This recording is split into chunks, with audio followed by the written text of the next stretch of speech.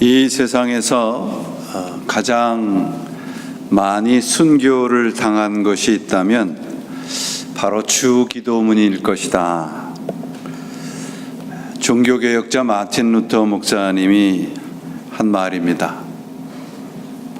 생각 없이 그저 외워버리고 삶이 실종된 기도를 두고 하는 말이죠.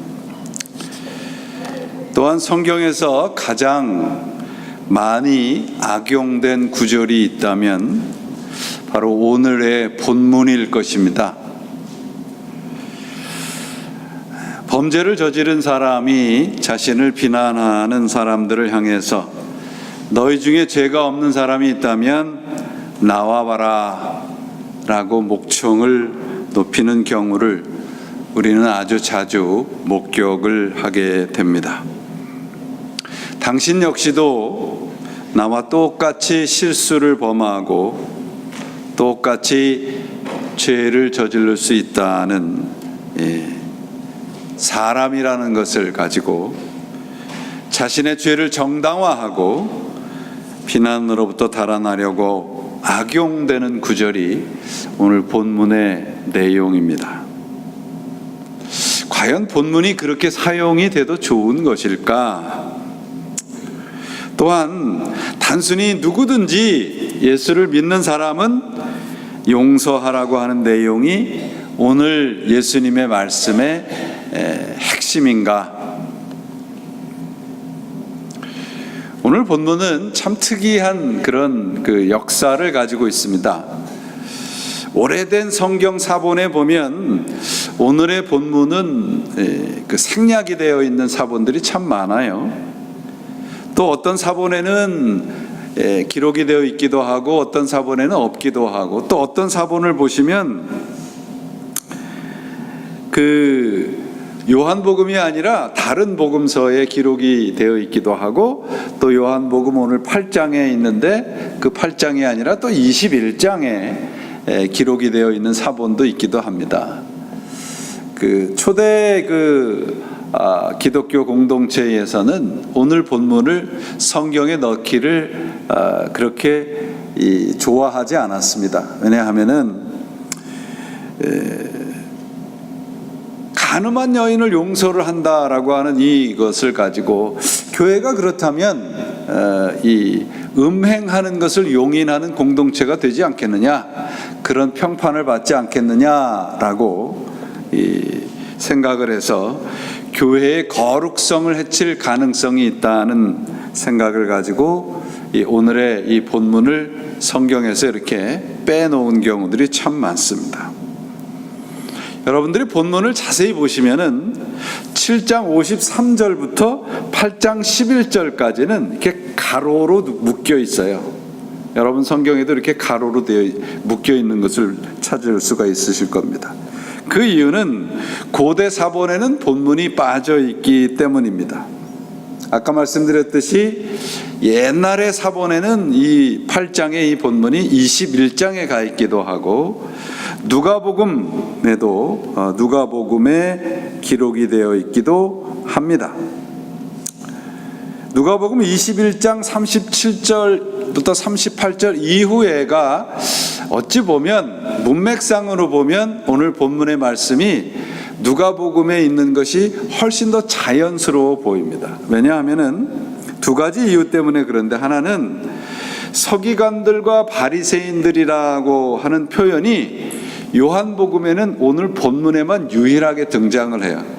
누가복음에는 꽤 자주 등장을 하는데 요한복음에는 본문에만 있고, 두 번째 이유는요, 누가복음의 21장 37절 이후의 말씀을 보면 이렇게 되어 있어요.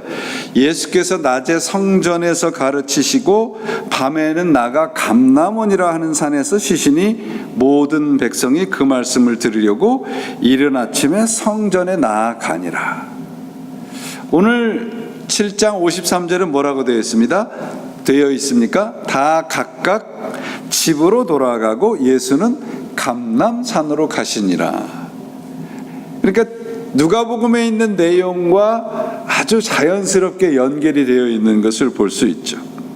제가 왜 이 말씀을 드리냐 하면 성경이 어느 복음서의 어느 위치에 있느냐에 따라서 그 본문이 가지고 있는 중요한 가르침의 핵심이 달라진다는 것입니다. 누가복음을 읽어서 여러분들이 아시겠지만 누가복음의 핵심은 가난한 사람, 과부, 고아들에 대해서 하나님의 말씀이 임하고 그들이 하나님의 말씀으로 치유된다라고 하는 것을 강조하고 있는 반면에 오늘 이 요한복음은 좀 그렇지 않습니다. 그러니까 누가복음에 간음한 여인의 사건이 기록이 되어 있다면 조금 더 자연스럽게 간음한 여인도 용서를 받아야 되는 그런 존재이구나, 그렇게 우리가 이해할 수 있으나 오늘 요한복음에 있는 것을 보면 사도 요한이 분명히 다른 의도를 가지고 요한복음 8장 오늘 본문에 이 내용을 기록했다는 것을 우리가 짐작할 수 있습니다. 사도 요한의 의도는 뭐냐 하면 오늘 이 8장 1절에도 뭐라고 되어 있냐면 하나님의 말씀을 예수님께서 가르치셨다. 그리고 그 말씀과 곧 율법에 대한 잘못된 이해를 가지고 있었던 유대인들이 예수님을 죽이려고 했다라고 하는 것을 드러내서 곧 말씀에 대한 중요성을 다시 한번 가르쳐주고 있습니다. 여러분들이 요한복음을 지금까지 읽어보시고 이 신앙생활 하시면서 읽어보셔서 아시겠지만 요한복음 처음에 뭐라고 되어 있냐면 1장에 빛이 세상에 왔으나 사람들은 그 빛을 어떻게 했다고요? 멀리 했다고 되어 있어요. 요한복음 전체 1장서부터 21장까지를 이렇게 놓고 보면 1장에서부터 11장까지는 예수님의 십자가의 죽으심에 대한 예언입니다.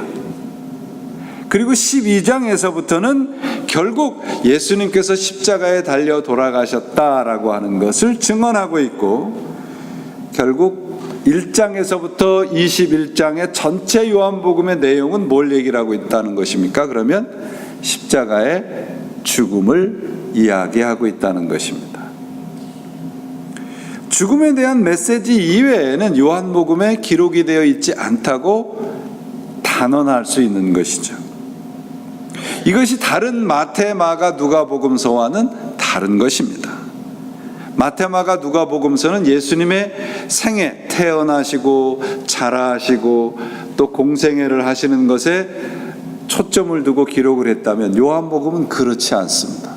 처음서부터 예수님이 이 땅에 왜 오셨는가? 십자가에서 죽으심으로 구원을 이루기 위해 오셨다라고 하는 것을 요한복음은 우리들에게 가르쳐 주고 있습니다. 그리고 예수님께서 십자가에서 죽지 않으시면 구원이 불가능하다는 것을 말씀해 주고 있다는 것이죠. 7장에서 이 유대인들이 초막절을 지키면서 실로암 연못에서 물을 길어다가 성전 제단에 부으면서 이 성전에서부터 생수가 흘러나온다는 것을 이 초막절에 그들이 율법적인 노력을 보여주고 있다는 것을 살펴보았죠. 형식적이고 율법적인 신자들의 모습을 보면서 예수님께서 그들에게 외치셨습니다. 내게로 와라. 목마른 자는 다 내게로 와서 마셔라. 그렇다면 여러분, 우리가 신앙을 가지고 살아가면서 초점을 어디에다 두어야 되냐 하면 예수 그리스도에다 맞춰져야 한다는 것입니다. 성전도 중요하고 예배 형식도 중요하고 봉사와 헌신도 필요합니다. 그러나 중요한 것은 예수 그리스도의 십자가의 말씀이에요. 8장 1절에도 말씀을 가르치셨다고 되어 있습니다. 여러분, 창세기 1장 1절이 어떻게 기록이 되어 있습니까? 태초에 하나님이 천지를 창조하시니라. 무엇으로 창조하셨다고 되어 있습니까? 말씀으로 창조했다고 되어 있습니다. 그러니까 하나님께서 우리들에게 보여주신 말씀은 언어가 아니고요, 하나님의 행동이에요. 왜냐하면 말씀으로 창조된 것이 우리들이기 때문에 그래요. 말씀이 언어라면 우리들이 지금 이곳에 있지 않지요. 그러므로 우리가 하나님의 말씀을 믿는다는 것은 하나님의 능력을 믿는다는 것이고, 하나님의 말씀을 붙잡는 사람이 된다는 것은 하나님의 능력을 갖추는 것이 됩니다. 우리 인생의 모든 현실의 문제는 그래서 말씀으로 해결을 받는 것이에요. 세상적인 방법이 아니고 예수 그리스도의 방법은 하나님의 말씀입니다. 그 말씀의 내용은 우리의 죄의 문제의 해결이고 죽음의 해결입니다. 십자가와 부활이죠. 오늘 우리 본문을 통해서 우리가 매 순간 맞닥뜨리는 우리 현실이라고 하는 문제에 대해서 예수님은 어떻게 해결하시고 계시는가를 우리가 함께 찾아보기를 원합니다. 저는 여러분들이 아시다시피 지난 주간에 어머니 이제 장례를 한국에서 치르고 주일이 되었어요. 네. 제 친구 목사들이 와서 설교를 하라 부탁을 했지만 거절하고 작은 교회에 와서 예배를 드려야 되겠다는 마음을 가졌는데 제 지인의 권유로 작은 교회를 찾아서 예배를 드리게 됐습니다. 그 교회가 있는 지역이 재개발이 되면서 예배당을 아주 아름답게 건축을 한 교회였습니다. 마침 그 교회는 오늘이 되겠네요. 오늘 입당 예배를 준비했던 그런 교회였습니다. 규모가 큰 교회도 아니고 저희 교회와 아주 비슷한 규모의 교회였는데 아주 아름다운 이 예배당 성전을 건축하고 입당하게 되었다는 사실에 내심 부럽기도 했고 참 아름다운 모습을 보게 되었습니다. 그 교회 목사님께서는 몇 주간에 걸쳐서 성전 건축에 대한 말씀을 시리즈로 설교를 하고 계셨어요. 그 교회가 처한 현실적인 상황을 성경적인 말씀을 가지고 풀면서 교인들의 신앙을 격려하려고 하는 의도를 가지고 설교의 말씀을 하고 계셨습니다. 설교의 말씀을 들으면서 저는 그 교회에 대해서 비난하려고 하는 의도로 이런 말씀을 드리는 것이 아니라는 것을 좀 여러분들이 이해를 해주셨으면 합니다. 설교 말씀을 들으면서 저는 이런 생각이 들었어요. 제가 성전 건축의 건축위원회가 성전 건축에 대한 어떤 이 설명회를 하고 있는 것이 아닌가 그런 느낌이 들었습니다. 예수 그리스도의 복음에 대한 내용보다는 성전 건축이 어떻게 진행이 됐고 어떻게 교인들이 헌신을 했다는 것이 주된 설교의 내용이었습니다. 그 예배를 드리면서 이런 생각이 들었어요. 과연 그러면 우리가 만나는 현실적인 도전이나 어려움이나 실패나 현실적인 문제에 대한 예수님의 해답은 무엇일까요? 우리 그리스도인들의 현실적인 상황과 문제에 대한 예수님의 가르침은 무엇일까라는 생각을 가지게 되었습니다. 많은 교회들이 우리 그리스도인들의 현실적인 문제에 대해서 합당한 해결 방법을 제공하려고 애를 씁니다. 가정 문제, 결혼, 이혼, 재정, 심리 상담. 그래서 교회가 가정문제연구소나 재정상담, 심리상담소와 같은 역할을 하고 있습니다. 물론 이런 일들도 교회가 해야 됩니다. 그런데 중요한 것은 우리 인생의 문제에서 가장 중요한 것이 무엇이겠습니까? 그것은 바로 죄의 문제입니다. 그것은 죽음에 대한 문제입니다. 죄에 대한 말씀이 사라진 교회와 세상의 모습은 우리 눈으로 볼 듯이 얼마나 처참합니까? 웰렌 월프라고 하는 보스턴 칼리지의 교수가 있는데요. 그분이 쓴 책에서 그분이 이런 주장을 해요. 이 미국이 정치적인 자유와 언론의 자유와 종교의 자유를 다 구현을 한 그런 국가가 되었다고 하는 것이죠. 그리고 이제 그 이후에 미국이 추구하고 있는 것이 있는데 그것이 도덕의 자유래요. 도덕의 자유라는 것은 뭐냐 하면 내 좋은 대로 살고 싶다는 것이에요.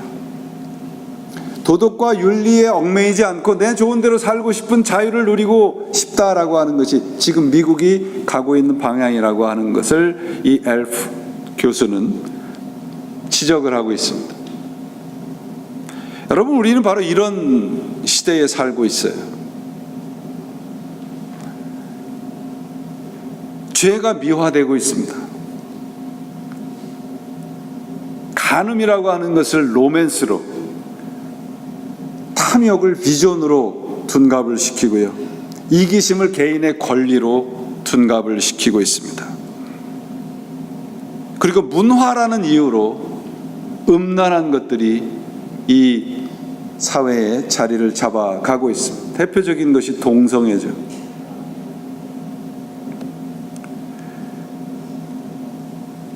그래서 오늘 본문은 우리들에게 이 현실적인 문제에 대해서 분명한 가이드라인을 제시해주고 있습니다. 간음한 여인이 현장에서 붙잡혔습니다. 현실적인 문제의 현장이죠. 예수에게로 붙잡혀 왔습니다. 물론 이 사건은 예수님을 함정에 빠뜨리려고 하는 유대인들의 계략입니다. 6절에 보시면 그들이 고발할 조건을 얻기 위해서 예수를 시험했다고 말씀을 하고 있지 않습니까?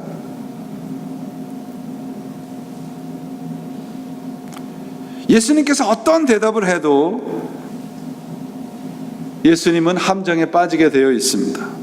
용서하라고 해도, 율법대로 돌로 치라고 해도, 적당히 벌을 주고 용서하라고 해도 예수님은 유대인들이 파놓은 함정에 빠지게 되어 있습니다. 이런 상황을 우리는 딜레마라고 하죠. 우리의 현실과도 같습니다. 우리가 이 세상에서 살아가면서 수많은 여러 가지의 현실적인 그런 문제를 맞닥뜨리는데 우리는 해답을 찾기가 쉽지 않아요. 이렇게 해도 저렇게 해도 우리는 딜레마에 빠집니다. 그래서 일시적인 위로나 해답이 마치 영원한 해답인 것처럼 그런 것들을 찾아서 교회를 오고 가기도 하죠. 죄의 문제는 상관하지 않는 그런 시대가 되어 있습니다. 딜레마에 빠진 것입니다. 무엇을 가르치고 무엇을 믿어야 하는가? 여러분, 지금까지 예수님께서 말씀하신 요한복음의 내용을 보세요. 요한복음 오늘 본문의 8장에 있는 내용 앞뒤를 보시면 7장에서는 나를 마시는 자는 배에서 생수 곧 성령의 강이 흐르리라 말씀하시고, 8장 12절 이후에는 내가 세상의 빛이고 나는 이 세상에 속하지 아니했고 나를 믿지 않으면 너는 죄 가운데 죽으리라고 말씀을 하고 있습니다. 그리고 선포하시죠. 진리가 너희를 자유롭게 하리라. 오병이어의 표적을 통해서 배부르게 먹게 하고 만들었습니다. 현실적인 문제를 해결하기 위해서 예수를 많은 군중들이 따랐습니다. 그들에게 예수님께서 돌아보시면서 뭐라고 말씀하십니까? 나를 따르면 배부르리라고 말씀하시지 않고 죄에서 자유케 하리라고 말씀하고 계시잖아요.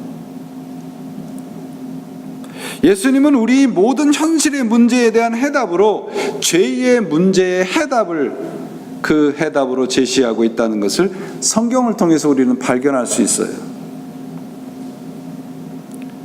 설교를 준비하면서 본문에 대한 내용을 여러 가지 주석과 다른 분의 설교와 해석들을 이렇게 찾아보니까 참으로 다양했습니다.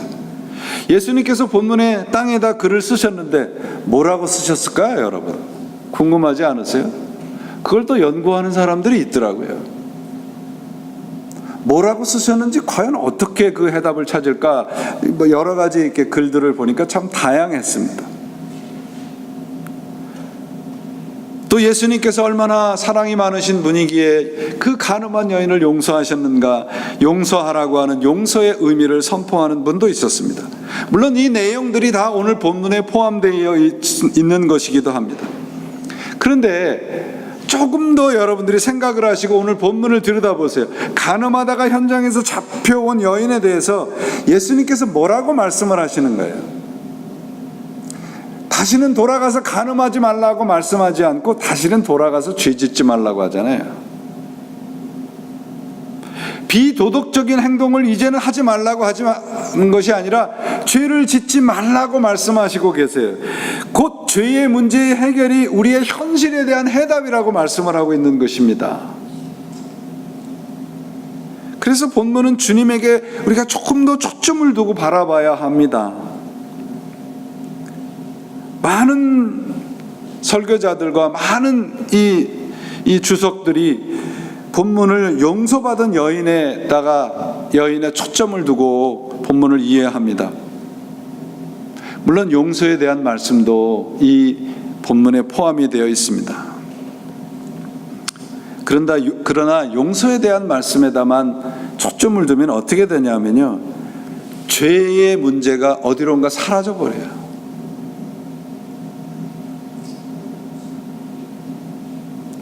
오늘 본문 11절 마지막 절에 뭐라고 되어 있습니까? 가서 다시는 죄를 범하지 말라. 이게 본문의 핵심이고 결론입니다. 용서도 중요합니다. 그러나 더 중요한 것은 예수님께서 왜 이 말씀을 하셨는가 하는 거예요. 간음한 여인이 잡혀와서 지금 돌에 맞아 죽게 생겼는데 예수님께서 죄의 문제를 다루고 있잖아요. 용서라는 그 한자 단어를 보면 참 재미있어요. 얼굴 용자와 용서할 서자로 되어 있는데 그 서자를 보면 여자와 심자로 되어 있습니다. 그 말씀은 여심이라는 말은 마음의 높이를 같이 한다는 것이에요. 용서는 상대방을 이해하는 것도 아니고요, 무조건 감싸주는 것이 아니라 그 상대방과 마음의 높이를 같이 하는 것이란 뜻이죠. 그러면 성경은 용서를 뭐라고 가르칩니까? 성경은 용서를 예수 그리스도와 마음의 높이를 같이 하는 거라는 거예요. 주님께서도 우리 인간과 마음의 높이를 같이 하기 위해서 하늘 보좌를 버리시고 이 땅에 내려오시지 않았습니까? 성경이 가르치는 용서는 주님과 마음의 높이를 같이 하는 겁니다. 그분과 마음의 높이를 같이 할 때만 용서가 가능하다는 것이죠. 그러면 주님과 마음의 높이를 같이 한다는 것은 무슨 뜻인가요? 그분의 말씀에 순종하는 거예요. 나도 너를 정죄하지 않으니 가서 다시는 죄를 범하지 말라. 이게 주님의 마음의 높이입니다. 그럼 우리도 그 마음에다 높이를 같이 맞추어야죠. 그 마음에다 높이를 맞추면 우리 현실적인 모든 문제에 대한 답이 보입니다. 우리 현실의 문제에 대한 답은 바로 죄의 문제의 해결이 구원에 있습니다. 죽음의 문제가 해결이 되면 이 세상 살아가는 것에 평안을 누리고 살아갈 수 있습니다. 이것이 예수님의 방법입니다.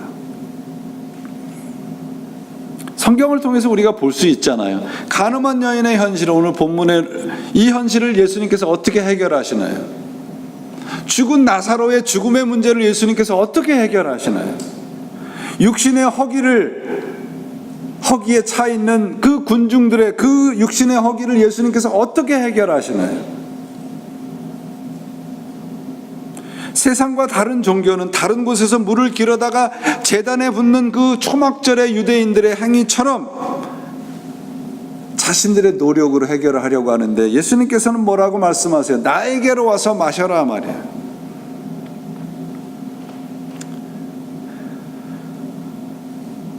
여러분, 오늘 우리들의 현실의 가장 어려운 문제가 무엇입니까?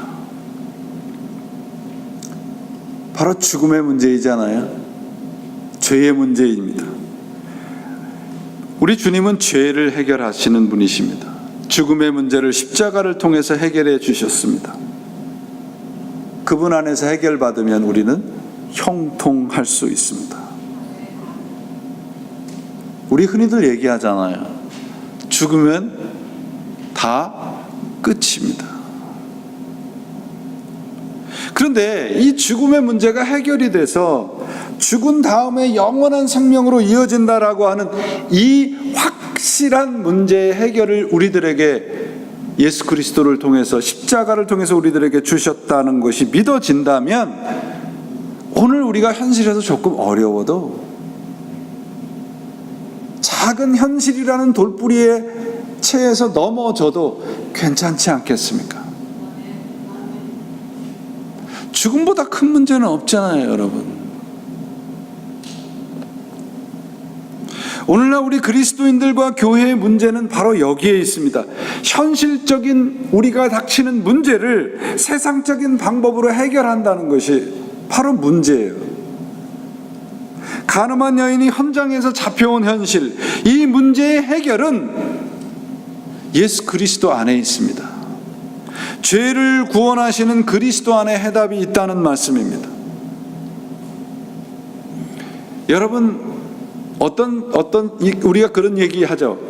이 사람은 중죄인이고 이 사람은 경죄인이에요. 여러분, 큰 죄와 무거운 죄와 가벼운 죄가 있습니까? 우리 교회 안에 우리 다 죄인이라 그러는데 김 집사님은 그래도 좀 가벼운 죄인이고 이 목사는 좀 큰 무거운 죄인입니까? 우린 다 죄인입니다. 우리 흔히 그런 얘기 하지 않아요? 뱀 독사의 새끼는 독이 있을까요? 없을까요? 있죠.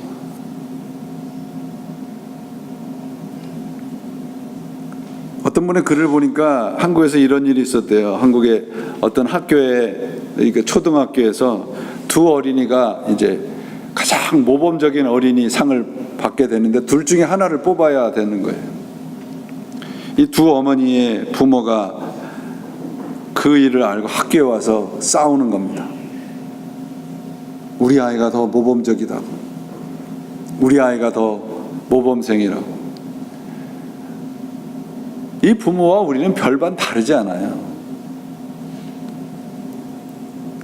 현실적인 문제를 해결할 수 있는 유일한 방법은 바로 이 주관적인 생각, 내 생각을 버리는 것입니다. 마치 가늠한 여인을 앞에 놓고 돌을 든 유대인들, 그 군중들처럼 우리 손에 돌이 쥐어져 있단 말이죠. 그게 뭡니까? 내 생각이죠. 내 판단이죠. 저는 이 본문을 보면서 제 손에 쥐어진 돌이 바로 내 죄라는 것을 깨닫게 되었습니다. 이거 내려놓으면 우리의 현실의 문제는 해결이 됩니다. 이거 내려놓지 못하고 끝까지 붙잡고 있으면서 내게 닥치는 현실의 문제를 세상적인 방법으로 해결하려 하니 해결 방법이 보이지 않는 것이죠. 나는 돌을 들어야 할 존재가 아니고요, 우리는 돌을 맞아야 할 존재라고 하는 것을 깨달으면 그때부터는 모든 문제가 해결이 됩니다. 우리의 현실의 모든 상황은 이처럼 영적인 것입니다. 영적으로 풀어야 답이 보여요. 이것이 우리가 예수 그리스도의 말씀을 다시 붙잡아야 되는 이유입니다. 저는 어머니의 이 마지막 가시는 길을 보면서 아직도 제 안에 품고 있는 죄가 있다는 것을 다시 깨닫게 됐습니다. 왜 품고 있는 죄가 있는가? 죄의 문제, 곧 죽음의 문제가 해결이 되지 않았어요. 죽음의 문제가 해결된 사람, 이 세상에서 가장 행복한 사람이지 않겠습니까? 현실의 문제는 잠시 아프면 돼요. 잠시 괴로우면 됩니다. 그러나 죽음의 문제가 해결이 된 사람은 그 괴로움과 그 아픔이 그저 예수 그리스도로 가는 하나의 과정임을 깨닫게 되는 것입니다. 이게 복이죠. 죽음의 문제가 해결이 되면 현실의 그 어떤 문제도 우리 인생의 장애가 되지 않습니다. 우리는 예수 그리스도를 통해서, 그분의 십자가를 통해서 우리의 죄의 문제와 죽음의 문제가 해결된 존재들입니다. 그렇다면 우리의 삶 속에서 현실적인 문제가 뭐 그리 문제가 되겠습니까? 사랑하는 여러분, 오늘 본문을 다시 한번 보세요. 우리 인생의 마지막 모습을 상상할 수 있는 장면이 오늘 본문에 기록이 되어 있습니다. 9절을 보시면 그들이 이 말씀을 듣고 양심의 가책을 느끼 어른으로 시작하여 젊은이까지 하나씩 나가고 오직 예수와 그 가운데 섰는 여자만 남았더라. 어느 순간 우리는 예수님과 1대1 만나는 그 날이 올 것입니다. 그 날이 오면 우리에게 필요한 것이 무엇이겠습니까? 머리에 든 지식일까요? 마음속에 있는 뜨거운 열정일까요? 아니면 내 주머니에 있는 것들일까요? 아닙니다. 그분 앞에 서는 날 우리에게 필요한 것은 바로 그분에 대한 믿음입니다. 말씀에 대한 믿음입니다. 그러면 그 순간 오늘 이 인생의 마지막 장면, 곧 예수와 우리 자신만 남는 그 마지막 순간, 주님께서 우리들을 통해서 듣고 싶은 말씀이 무엇이겠습니까? 주님, 나는 당신을 사랑합니다. 그 고백이지 않겠습니까? 당신을 통해서 제 인생 사는 동안 죽음의 문제가 해결이 됐습니다. 죄의 문제가 해결이 됐습니다. 이런 고백을 할 수 있는 우리들의 신앙과 우리들의 믿음이 되시기를 바랍니다. 죄인으로 잡혀왔던 이 여인은 이제 예수님 앞에 죄인으로 서 있지 않습니다. 죄가 해결된, 곧 죄의 문제가 해결된 의인으로 예수님 앞에 서 있습니다. 예수님을 만난 사람으로 서 있는 것입니다. 이것이 우리 예수를 믿는 사람들의 축복입니다. 그리스도인 된 축복은 그러므로 이 세상의 그 어떤 어려움이나 고난, 우리 힘으로 어찌할 수 없는 그 어떤 것도 주님을 거쳐야 한다는 것입니다.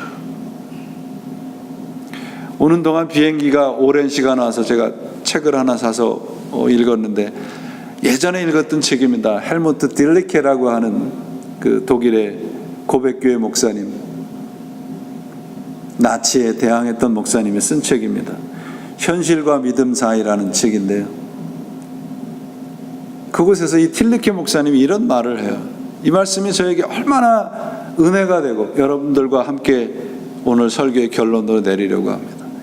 예수 그리스도를 믿는 사람은, 곧 죄의 문제가 해결이 된 사람은 그 어떤 것이 와도, 이 세상의 그 어떤 문제와 파도가 거쳐와도 그것이 가장 먼저 거쳐야 되는 것은 예수 그리스도라는 거예요. 우리에게 닥치는 모든 문제가 나에게 닥치기 이전에 그리스도를 거쳐야 된다는 거예요. 그 말씀은 뭐예요? 그리스도를 통해서 모든 문제가 해결이 된다는 것입니다. 이 헬무트 틸리케 목사님은 바로 나치의 극악무도한 범죄 앞에 바로 이 믿음을 가지고 견뎌서 승리했던 것입니다. 여러분, 우리 모두도 바로 우리가 닥치는 모든 현실의 문제에 그 작은 문제보다 더 큰 영적인 죄의 문제가 그리스도를 통해서 해결받은 존재들입니다. 바로 이런 믿음을 가지시고 우리는 이 현실을 그리스도의 말씀을 가지고 승리하시고 그 승리를 누리시는 여러분들이 되시기를 바랍니다. 우리의 손에 든 것은 돌이 아니고요, 예수 그리스도의 십자가입니다.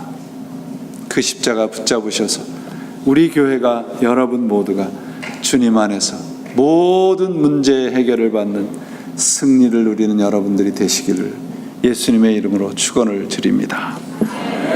기도하시겠습니다.